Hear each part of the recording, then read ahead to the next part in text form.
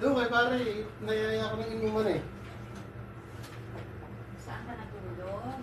Napuntahan ko nga, nayaya nga ako birthday. Magsabi ka ng totoo, hindi ako magagalit. Sigurado ka, di mo magalit. Oo, hindi ako magagalit, promise. Magsabi ka lang ng totoo, hindi ako magagalit. Laki na pamalo mo, di mo magagalit. Hindi ako Sure? magagalit. Magsabi ka ng totoo, hindi ako magagalit. Sigurado ka. Oo, hindi ako magagalit, promise. May birthday dun sa babae, hindi namin. Kaya, puro babae. Babala mga kapatid, sensitibo po itong aming ibabalita. Tinutulan ng ari ng kanyang misis ang isang lalaki